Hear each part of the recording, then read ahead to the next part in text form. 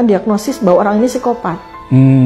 Ada kalimat yang mungkin nanti bisa dicari ya. Jadi dia bikin sebut nama kan, ya mungkin saya agak keliru ya, tapi ada begitu. Prabowo naik ke Gunung Semeru, di atas gunung kemudian dia berteriak, "Titip, kembalilah kau ke pelukanku."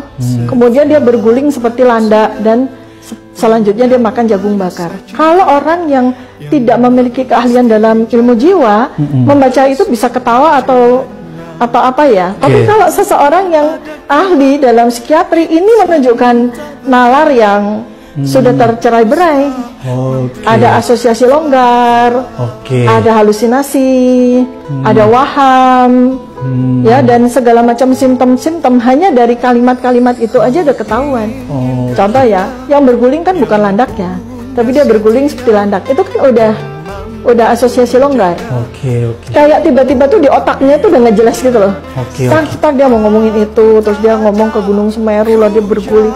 Itu sebenarnya udah sesuatu banget tuh untuk menegakkan diagnosis ada psikopati atau gangguan jiwa yang berat ya.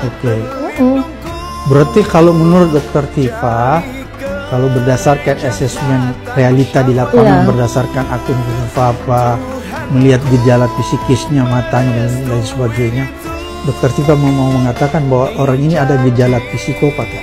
Psikopat, ya, gejala gangguan jiwa berat. Tapi psikopat ya levelnya ya, bukan schizofren ya.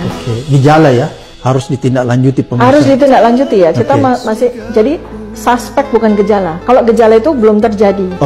Kalau di dalam bahasa kedokteran itu, kita mau menegakkan diagnosis kan harus ada perangkat-perangkat tertentu.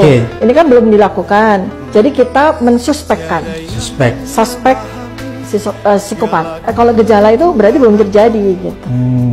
Kalau yang bersangkutan memang mau menduduki sebuah jabatan yang amat sangat penting, ya harus diterapi dulu gitu loh.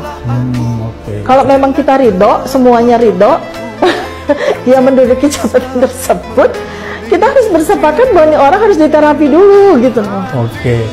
Jadi menurut Dokter Tifa, berdasarkan keilmuan yang Dokter Tifa miliki, orang ini tidak layak dilantik jadi wakil presiden. Kira-kira seperti itu? Ya bagaimana, masa iya layak? Masa ya walaupun ini kalau kita mau cerita lebih lanjut, kalau kita bicara pantas tidak pantas ya. Masalahnya kan dalam sejarah manusia itu ribuan tahun itu banyak banget psikopat yang jadi entah itu raja, entah itu kan Firaun juga ya. Iya, kan banyak. Nah kan ini saya juga jadi agak sulit untuk sampaikan kan. Artinya sebetulnya lebih baik kesepakatan rakyat aja. Kita bersepakat nggak mau punya pemimpin yang psikopat gitu kan, dengan segala konsekuensinya gitu. Ternyata rakyat sepakat bahwa iya nggak apa-apa. Tapi kalau Dokter Tifa gimana? Ya tidak mau punya pemimpin seperti gini. Pertanyaan itu harus saya jawab dengan gini, masa kita ikhlas negara kita dihancurkan oleh seorang psikopat, seperti halnya Kaisar Nero menghancurkan Roma waktu itu, ya kan? Masa iya seperti kita ikhlas Raja Louis yang menghancurkan negara Prancis gitu, hanya karena syahwat kekuasaannya dan sebagainya gitu kan?